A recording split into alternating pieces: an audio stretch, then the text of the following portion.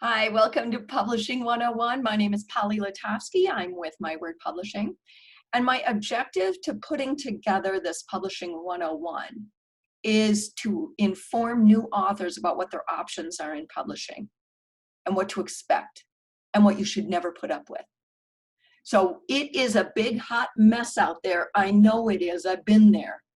Anyone who has Googled how to self-publish a book, literally 9 million items come up. So how the heck do you know what to do? What's right, what's wrong, who's ripping you off? So I really wanted this opportunity to lay out everything side by side, black and white, easy to understand, and you can then make your choices. So what I'm gonna do today is help you learn the basics of book publishing. We're going to cover the options in publishing, pros and cons to each, what costs to expect, the steps to take, and what royalties to expect. Okay, let's go. So welcome to Publishing 101. We're going to start today by going over the options in publishing. Okay, quickly. There are four options, four main options or variables within. Okay, so one, of course, is the traditional publishing. We also have small independent publishers. This is where I made my big mistake, so please learn from me. Stand by. Number three, subsidy publishers. And if I could stop anything and put them out of business, I would. Subsidy publishers, stand by for information. And then, of course, true independent publishing. So let's start with the pros and cons of traditional publishing. The pros are obvious, actually. You pay no money up front. Yay, we all like that. And number two, they do know their way around the system. So it's easier for you. Your learning curve is much less. And let's face it, you have a life to live. You've got the family, you've got the job and things going on in your life. So the less a learning curve, the better, right? But number three, let's not kid ourselves. It's impressive. It's good for the ego, right? To say someone of such high esteem is believing in you and your project. That's pretty big and it's powerful. So I get it. The cons, though, are very real today. This is a very different publishing world than the one that we grew up in, the one of the past. This is a very different world. So this is the reality. There's a very slim chance you're going to get a deal today. So there have been 5 major traditional houses as of late, and now there are 4, and now one's up for sale, so it could be down to 3. It's a very different world. Those publishing companies are merging, downsizing, going out of business, starting to specialize, etc. So they are getting hit hard. There's a very slim chance that you, as a first-time unknown author, are going to get a deal. Sorry, that's just, I got to give you the reality, okay? So you make the right decisions. Number 2, you do lose your creative control, because what's happening as a traditional house is giving you an advance on your royalties. They are purchasing your copyrights. So of course they're going to control it. You do lose your rights, and it's not just copyrights, and this is where I made my mistake, so you'll hear about that in a bit. There are a lot more than copyrights. You have your sales rights, distribution rights, foreign rights, digital rights. There's a lot of rights besides copyrights. I made that mistake. So number 4, you really make very little money, okay? So 6.5% to 8.5%, depending on your contract, off the wholesale price is generally what a contract is with a big publisher. And so when you get an advance, that's an advance on your royalties, and you have to earn back that advance with these royalties before you get another paycheck. So that 6.5% to 8.5% off the wholesale is roughly equates to what, 56 cents off a $15 retail book. Okay. And if you got a $20,000 advance, you have to go through an agent and they get roughly 20%. Uncle Sam's taking 25%. So really, if you got a $20,000 advance, then you're actually getting about $11,000, but you have to earn back the $20,000 with 56 cents per book sale. See what I mean? This is not a good model, and you can do much better today. I swear to God, the news gets better though. Hang in there. I'm just doing math here, okay? And then the time that it takes a minimum 3 years to get published. Are there exceptions? Absolutely, but it's a very real number, because first you have to find an agent, and then you and the agent work on your proposal, and then when that proposal is ready, then that's what the agent goes around and pitches. Okay, so it's very real. But here's the big one. You ready? This is the myth every time I deal with this. Well, they know the marketing. No, no. Guarantee you, they will not do your marketing for you. It's never been the case, and that's the one mistake I didn't make. So it must have been the first thing I read or something, but that's not even new. And I know you're saying, well, Michelle Obama ain't out there doing her own marketing. And I say, yes, she is, first of all. And she is a big name. So that's what they're spending their 3% annual marketing fee on, are the big A-listers that are proven to get their money back. Okay. Again, I'm just doing the math. Don't hurt the messenger. But let's go to the other option, small independent publishers. All right, so this is where I made my mistake. The small independent publishers, the pros are they accept almost anyone. And they do know their way around the system. So again, that learning curve is much easier for you to take. And it is impressive. You feel good to have someone called a publisher believe in you. I get it. The cons. The small independent publisher is a ma and pa shop. We love ma and pa. But mom and pa ain't got no money, and mom and pa still are not going to do your marketing for you, and you still won't make any money. Now, this model here, the small independent publishers, there's a lot of variances within this model, okay? So a model that's very popular, and frankly what I fell for, is what they call partner publishing, hybrid publishing. Please, I will beg you, don't fall for that. Here's the bottom line. The bottom line is there's nothing that a small independent publisher can do for you. Nothing, nothing. There's nothing they can do for you that you can't do yourself very easily and keep 100% of your rights, okay? So what I'm gonna get to is I'm gonna eventually tell you, you should start your own publishing company to put all your works through, okay? So stand by. Actually, backing up to number 2 again, there's often a split of the royalties. That's one of the models, is you pay for the services and then split the royalties with them. So let's say a royalty off your book from Amazon is, say, $6. Then you get 3 and they get 3. With the hybrid publishing being, they have the knowledge, you have the story. And so merge them together, split the royalties. So, but you are paying for that, okay? And I've seen a few models of this.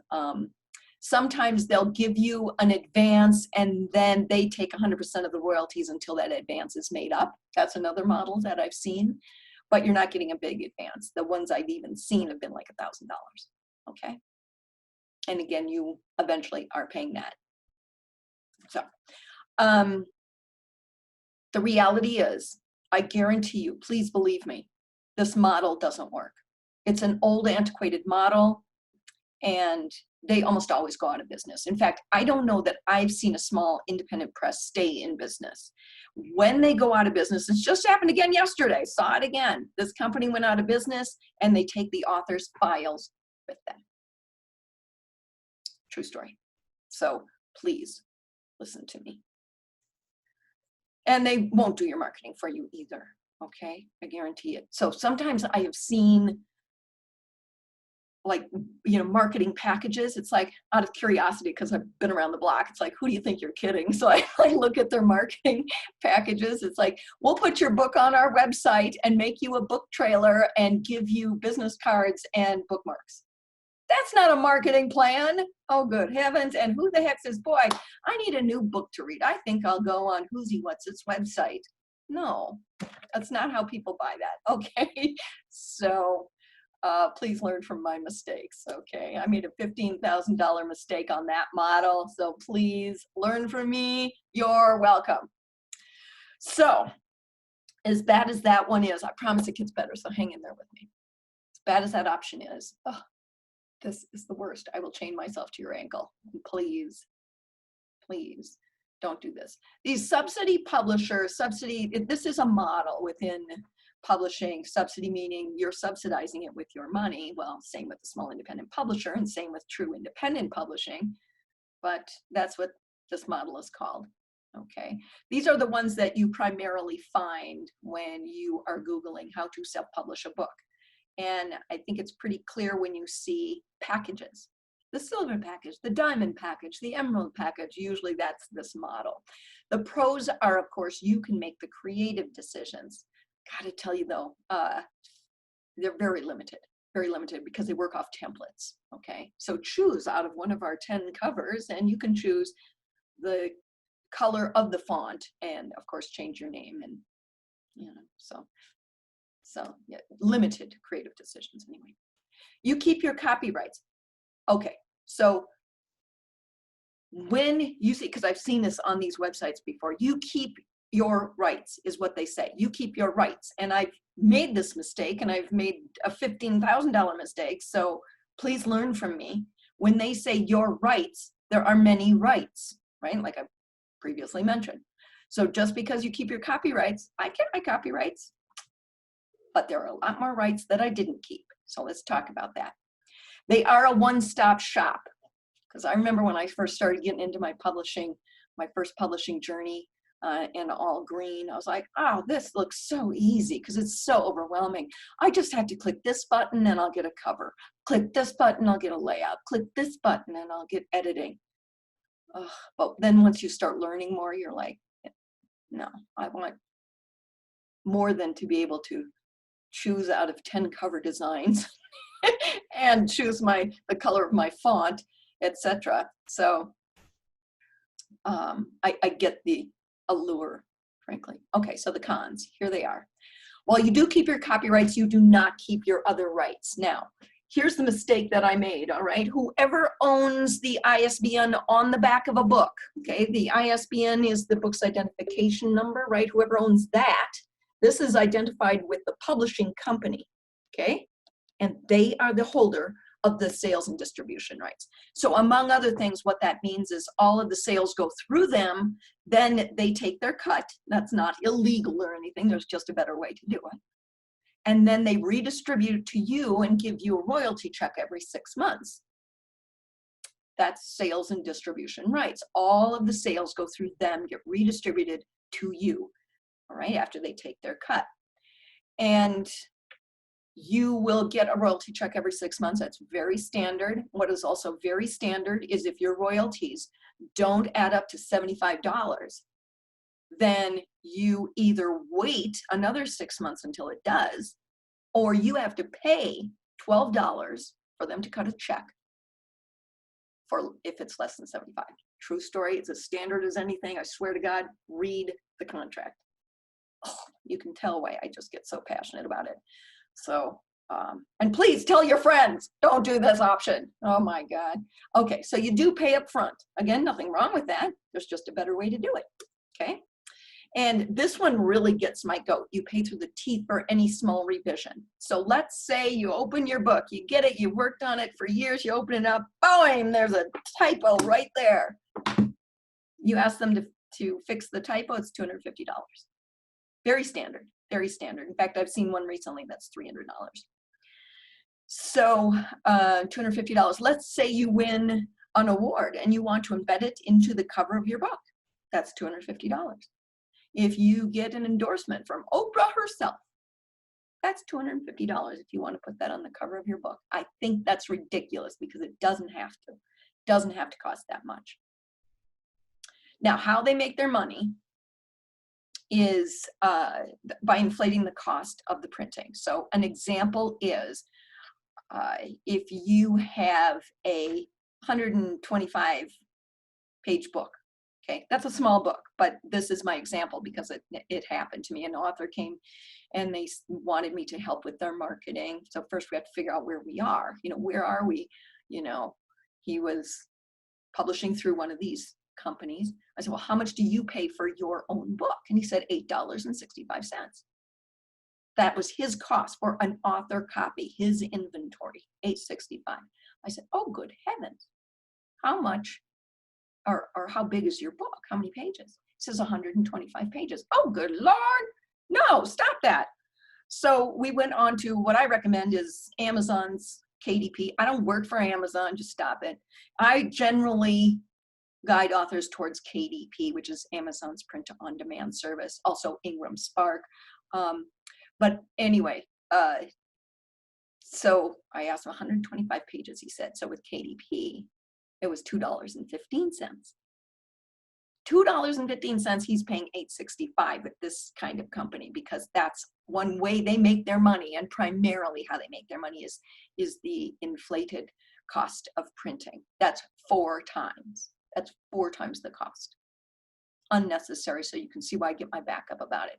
What they're doing isn't illegal or anything like that. It's just there's such a better way, and that's why I'm telling you. So there you go. You are entering a contract that you can't get out of. So I know it feels easy. You're behind your computer, you're at home, you're clicking a button. No, I want that service, but you are signing a contract, and it's very difficult to get out of. A lot of publishing contracts, they're all a touch different, but a lot of publishing contracts are like a marriage where there's a start date with no end date. Can you see marriages? That would be awesome. I take thee for the next 2.5 years. But it may go that way, who knows? But that's a lot how contracts are. So, and like a marriage, you can't just get out of it without a lot of crying and money and attorneys involved. So you are signing a contract. Be very careful. And we get a lot of rescue calls from this situation. Okay. And there are ways out. So it's tough for me to see though. Okay. So this one is very real as well. And their service providers are really less experienced. In fact, one of my colleagues just saw an ad in the paper, to do layouts and covers for $15 an hour. Okay, they're not custom designers, they're templates, then you just fill in the blanks. And if you order editing, you don't have a relationship, you don't talk to them, you just hand them the manuscript, they do it and send it back to you. That's it. You don't talk about where should the character go? And what do you think about this plot twist? That's what an editor should be doing. You should have a relationship with them, feel vulnerable, talk things out, flush out where stories should go. Okay, that's not what this kind of editor is. It's very much like a conveyor belt-ish kind of situation. All right, so you can see I get passionate about this option, but please, I beg you, don't do it. Don't let your friends go to these companies. Okay, and then there is true independent publishing. So what true independent publishing is, it can feel vulnerable, of course, and that is that you are making all the decisions. You hire the editor, you hire the cover designer, etc. Right? So the pros to true independent publishing are that, yes, now you have complete creative control. Overwhelming, right? Like, I don't know what to do. There's so many options. I don't know where to go. Calm down, we'll help you. Number 2, you do keep all your rights. And when I say all your rights, all your rights. Okay. In fact, another thing about sales and distribution rights that you should know what that means is that by contract, you have to print your books, your inventory through that, say, the Subsidy publishing companies I was talking about. By contract, you have to order them. And remember, they inflate the cost of that printing. So if you got an order for 4,000, they might have a small bulk discount, but generally not a big one. As opposed to you owning all the rights, you get an order for 4,000, you can take it to some big offset printer and get a screaming deal. Here's an example.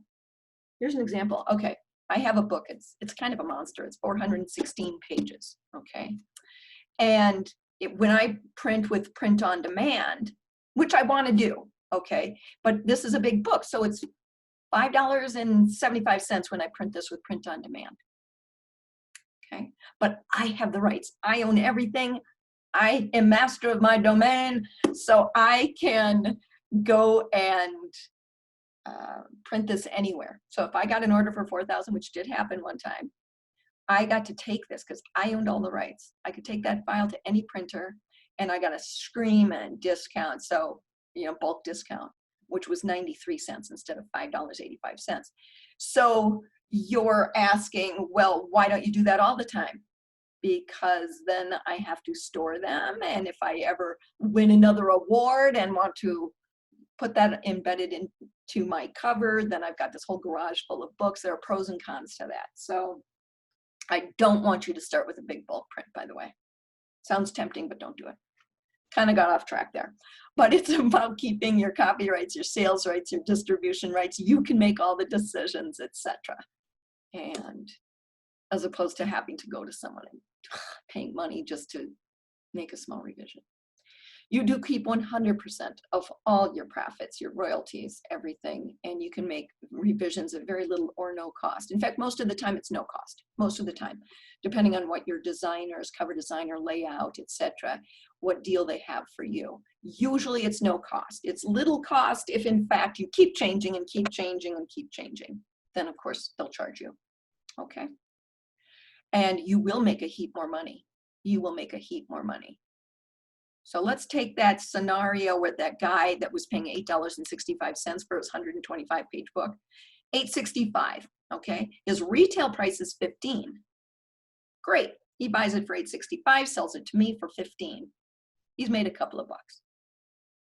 But if he wants to get it into retail shops or bookstores, they want 40, sometimes even 50% off the retail price. So now he's lost money. Do you see what I mean?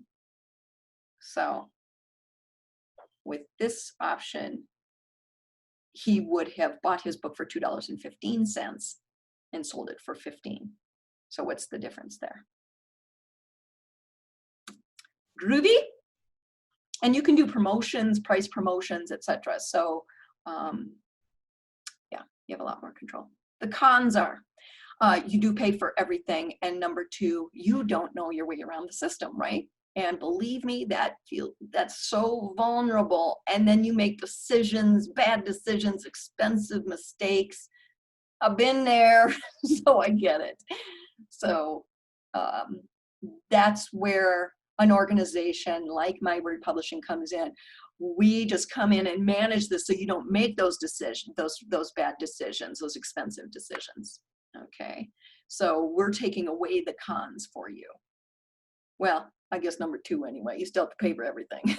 So that's how that works. You have all the pros, and no, let's just say it's My Word Publishing. We don't take any, we have no ownership over anything. We're like a manager. We manage the project like a general contractor is coming in to renovate your kitchen. They're managing that process. They know the legalities. They know the system. They know the right plumber, the right electrician, when to pull them in, etc. So you don't go off and try to do your own plumbing in your kitchen, but they don't own the kitchen. So that's the role that we play at My Word Publishing. We are managing your project, but you own everything. You make the final decisions, frankly, even when we don't agree with them. It's yours, okay? So how do we do it at such a lower cost? And that's with print on demand. So print on demand, if you don't know that term yet, started up, oh, I'm sure it started before Amazon's print on demand service came around, but they didn't start it. It's just that Amazon started CreateSpace, actually it was something before then as well, but CreateSpace. They're the ones that sort of made it available to everyone. So it's very much like Henry Ford didn't invent the car, but he made it available to everybody. So that was Amazon's print on demand service. Now there are other ones, of course, like Ingram Spark, etc. That's the other big one. And there's always debates. What do you use? Ingram Spark, KDP? So there's always that argument, of course, and there's pros and cons to each, okay? I generally guide our authors towards KDP, and just because it's easier and I don't know. So print on demand, it literally is what it says, you print it on demand. So let's say you go and buy my book on Amazon, as an example, I'm not pimping you. So you go, bing, click the book. Amazon takes their cut. They send the order to KDP.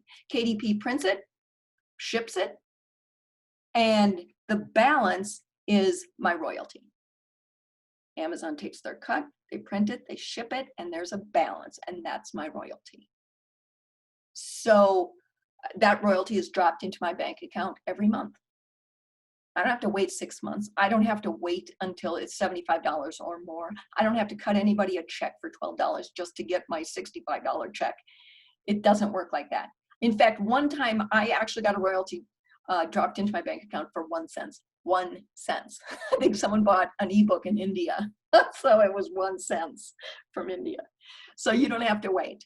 So that's why I recommend at least to start with print on demand. If you got a big order, you own all the distribution rights. You can do what you want with your files, your book. You own that ISBN. That's what I want you to own. Okay, so you can go to a big offset printer and print them, yet still have it on Amazon as print on demand, because there are pros and cons to print on demand. Let's start with the pros. They are, you know, easy to order. You can order 1 at a time. You can order 10 at a time.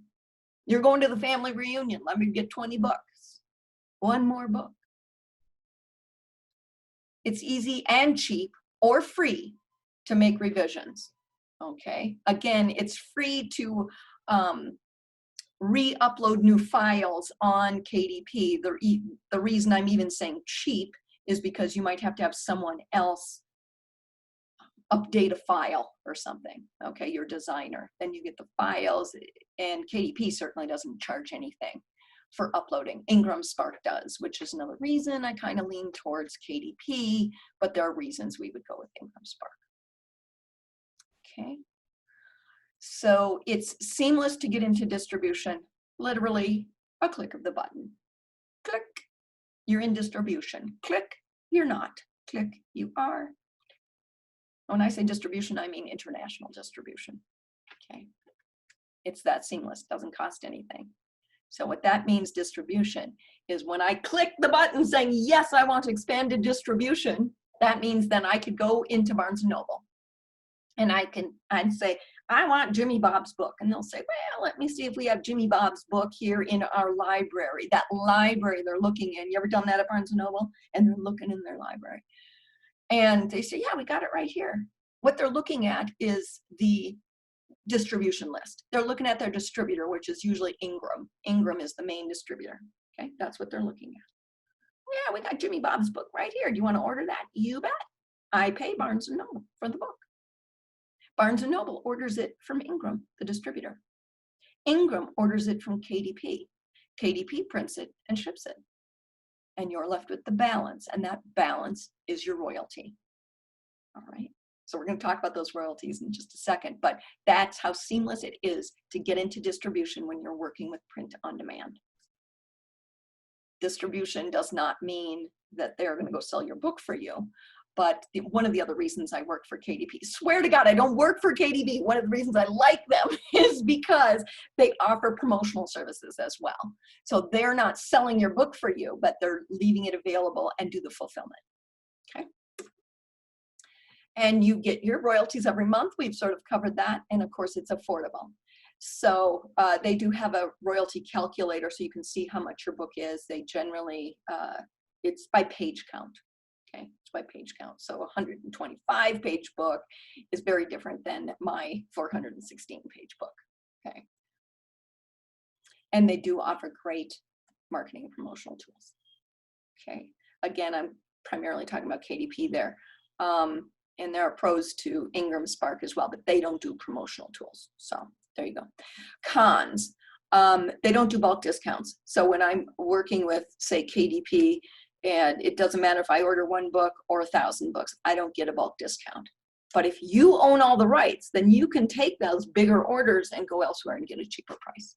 Okay. Let's say you have a speaking engagement and everyone has bought a book, or the organization hiring you is going to buy a book for everyone. So bring 500 books. Yeah, you might be able to get a much less price at a bigger printer. So try that. You have the rights. One of the cons to print on demand is that you don't get all the choices in the world. You know, I want recycled soy with decal-edged paper. No, you don't get that. You get standards. They're all standards. Now there's plenty of standards. There you go. Standard trim sizes. There's like 16 of them. All right. So standard sizes. This is 8.5 by 5.5. This is 8 by 5.25, 6 by 9, etc. So there's plenty of standards, but you can't do whatever you want. Like novelty sizes, those aren't good for print on demand. You want a like little 5 by 5-inch book. It's not good for print on demand. So let's talk about some costs to expect within this publishing process. So before I launch into that, I just wanted to just have you understand that there is this whole spectrum of costs. You could literally put out a book for free today. You really could. You could write it and put it through Grammarly and put it on a Word document and put it up on Amazon today. Okay, you could. Now, is that a good book? No.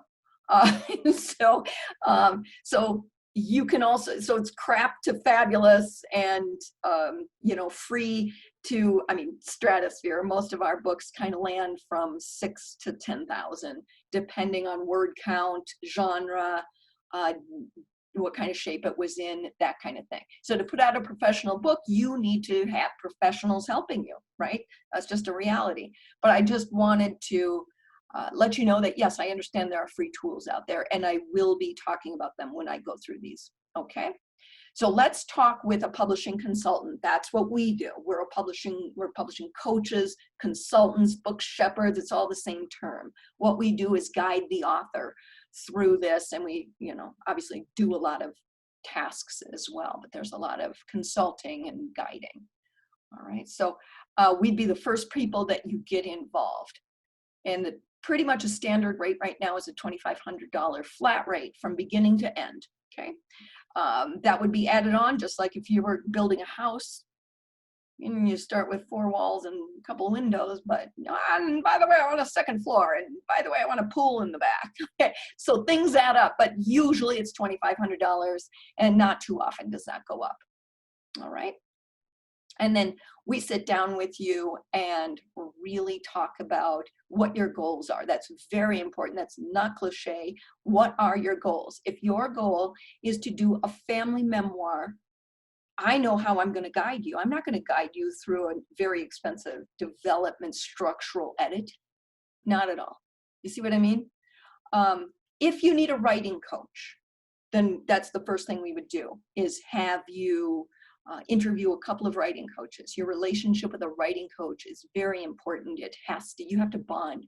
So just because Sally over here bonded with Billy Bob as a writing coach doesn't mean you will. They're all great writing coaches. We've done 75% of the work for you, and that we found these people, we've vetted them, we've worked with them, they've proven themselves, they're award-winning. You might not bond with them, and you have to, okay? So that's the first thing we would do, is get you a writing coach. So why would you want a writing coach? Because to struggle through a manuscript yourself, especially if it's, say, a personal story, you're a first-time writer, I'm putting myself in that category, you don't know how to write a book. There's an arcing storyline, you know, you know, the first-time writers tend to go between past tense and present tense, and first person, third person, etc. So they help you create an outline and flush out really what the story is. You think you know what the story is, that's where you'd start, but what's the real story? So they help you flush that out and create that arcing storyline and your outline. Okay, so then by the time you head into editing, you really, for the most part, don't need that development edit, because the development edit is the first edit, and that's usually a rewrite to get your structure right. All right, so writing coach is the first step we would do if you need it. So you need a writing coach if someone comes to us and says, you know, I have this big story to tell, and I don't know how to write it, and, you know, what do I do first? So they haven't written anything. Please, please. It took me 6 years to write my book. If I'd worked with a writing coach, I could have had that thing done in maybe 8, 10 months, maybe 12 months, okay? Because you also have a pal, someone to run things by, saying, I'm stuck here. Can we get together and flush it out? So a writing coach is good for someone who hasn't started writing yet, okay? They generally go, this is, I know, a big range, but you're talking beginning to award winner, you know, not as experienced to super experienced award-winning coach, okay? And that's an hour. So how many hours? It's up to you guys. It could be 3, 4, 5 hours a month, something like that, okay? And that could be, again, depending on your schedule, maybe, 4, 5, 6 months, something like that. And they generally charge, monthly. They'll send you an invoice monthly, okay? A manuscript review, not needed for everybody, usually needed for really long books, fiction books usually. A lot of editors insist on doing this for longer fiction books because there's a lot of characters, a lot of plot lines, and so they really have to read through it and sort of send you back to the drawing board, okay? Some people call a manuscript review a diagnostic, so that's kind of cool. So it's, again, this is a really skilled, $125 per 5,000 words, okay? So you can do your math. But let's say someone comes to us, say, with a full manuscript's done. Now what do I do? Got this manuscript. So we usually start with a development editor, and that development editor is working on the structure of a book. They don't give two hoots about your commas and your periods and your sentence structures. They're talking about the overarching 30,000-foot view. It's like they might say something like, let's move this character over here. Let's enter this character in the 2nd chapter versus the 4th chapter. Or there's a big hole in this plot line, so let's try to fill that up. You know what a nice idea would be is maybe to start in the middle, and then, that's what I did. I like to start in the middle and then back up and get back to the storyline. So it's big structural stuff, okay? And that's usually what happens with a book, particularly with fiction and creative nonfiction, like a memoir, okay? Maybe not as much if you're dealing with say, a business book. 25 steps to, okay, not much development in there, but certainly no characters to develop or plot lines, but that's not a blanket statement either, okay? So the development editor works on it. Sometimes it takes a couple months. It comes back to you. And then you, as the author, go through their comments and fill in the holes, and you talk about it with them. Then the second round of editing is the copy line. So you see the copy line, and that's now, if that was 30,000-foot view with the development, now it's like a 2,000-foot view. So the structure is strong by now. The copy line edit is paragraph structure, sentence structure, word choices, and consistencies, things like that, okay? Usually an edit, the same editor does both rounds, okay? So I have to give you an enormous range because, of course, what's the genre? What's the length? How good a shape is it in? So I just have to, so this is generally 2 rounds, and what's your word count? 25,000 word count is very different than 130,000 word count. So I know this range is so big it hardly does you any good, but rarely have we gone past 6,000. We have a few times for really, really big fiction books, okay? So bottom line is talk to some editors, get editing samples, get even a quick review. A review isn't a manuscript review because you pay for that, but a review from an editor usually is. They're looking at it for 30 to 60 minutes. They're bouncing around looking at your transitions. How are your characters built up, etc. That's what they're looking for. And then they'll let you know what they think it needs and what the cost to expect would be, okay? The next round is a final proof edit, and that's usually a different editor, different set of eyes than the development copy line editor. So final proof editor, there's kind of a national rate that's 0.014 per finished word, okay?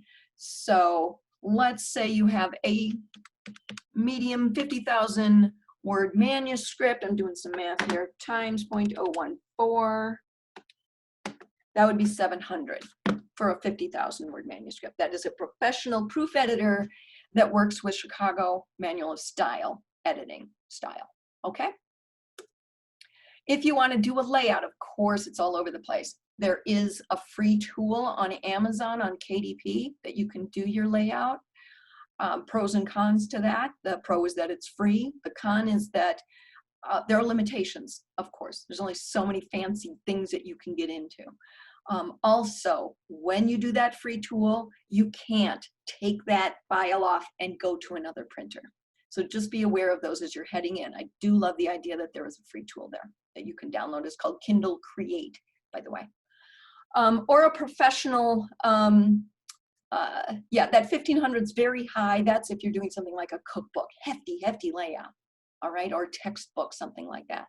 Usually our layouts sit around, you know, 500 to 700. Okay. Cover design, again, there are free tools, and they're generally templates. Okay, I like the idea that they exist. Just be aware of that they look self-published. If you want a professional, 300 to 1,000. I've seen some for 1,500. They're generally illustrate with it or read the book. That's why the higher price. We usually sit at 300 up to 700. That's where that would be. Okay. An ISBN, again, there is a free one you can get from KDP. I don't like people owning your ISBN. I want you to own your ISBN, but I've kind of been bitch slapped in that arena, so that's the filter I'm coming through. There are reasons to get the free one, though. If it's a family memoir, you have no intention of marketing it or making it as, you know, going on this big marketing campaign, go ahead and get the free one. Or you can get the custom one with your own publishing company for $125, and 10 of them for $295 if you want to do a series, something like that. So they don't have a package of 2 or a package of 3. They have 1 and then a package of 10. So do the math there. A barcode, any professional cover designer will have that barcode software or be able to. There are some free tools as well. You can get it from Bowker, where you also get your ISBN, and that's $25. We haven't done that in years. Actually, I don't know that we've ever done it.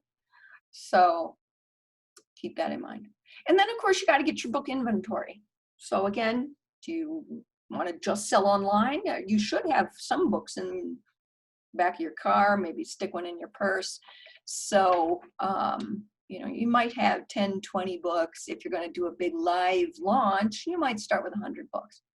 So the lowest price is generally $2.15 per book. That's why the 215.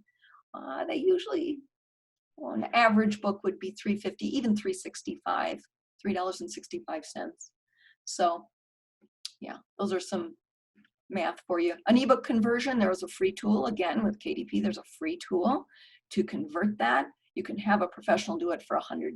The $300 range and above, I mean, that's a really complicated one. So usually we sit between 150 and 200 for a professional ebook designer. Okay. So other costs that you might want to expect, sales tax license. Of course, this didn't have anything to do with marketing. There are a lot of free tools, but you should ideally have a marketing budget. That budget could range from 0 to stratosphere, so get into that. Copyright guidance, that means if you want to use a lyric in your book, you have to get proper use, get acceptance to use that. Ghostwriting, of course, illustrators, etc.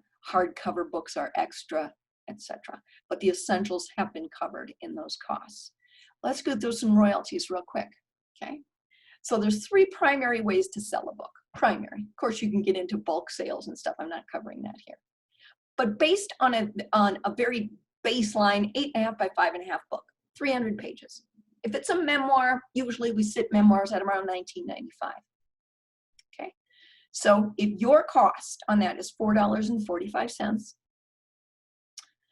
from, I'm using KDP as an example here. So $4.45 for you to purchase your own book. Okay. It's an author cost. 43-cent shipping. The reason I got 43 cents is just because, I mean, the shipping's all over the board, but if you ordered at least like 30 bucks, it usually drops to about 43 cents. So that's not a flat rate. So your total cost is $4.88. You sell it direct to the consumer, no middleman in the middle, for $20. You're profiting $15.12. That's the best way to sell a book for profit, okay? But there are other advantages to selling books elsewhere. One is the more you sell on Amazon, the more your ranking goes up, and then the more your ranking goes up, the more they help you. Okay, they might pair you with other books that are very big bestsellers and big names.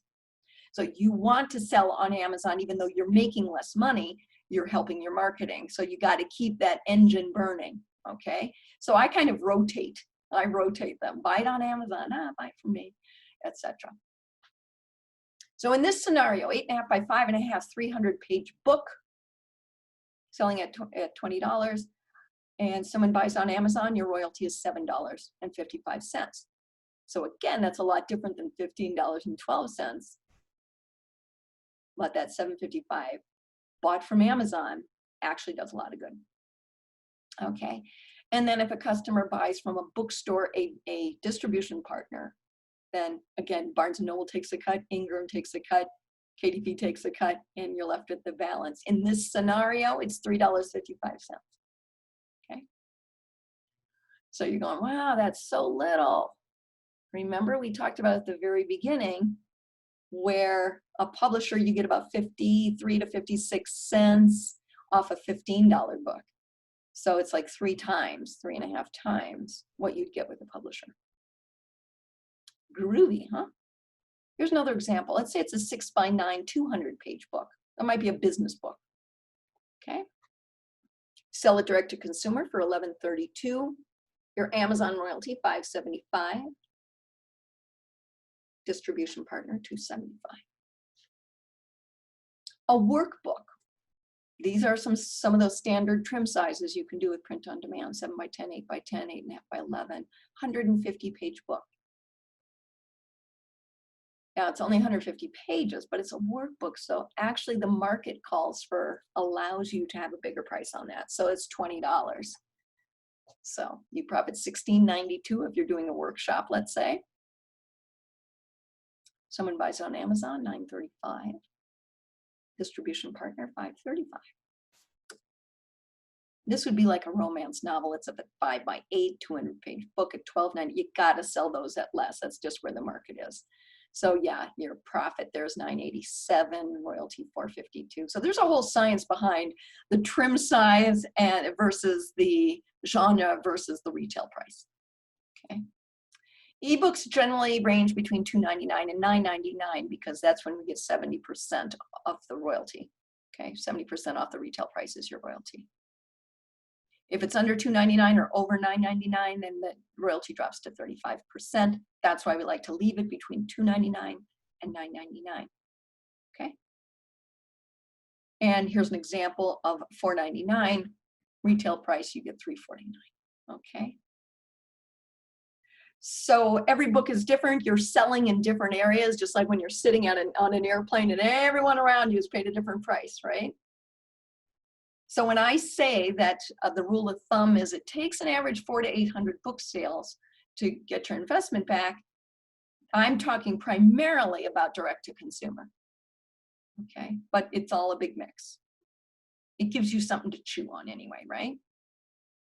So have I dumped a lot of information out on you? I know I have. But I want you to know what you're getting into. And honestly, please call me if you have any questions, okay? So contact us at mywordpublishing.com and please spread the word. I want to save authors, all right? Thanks, guys.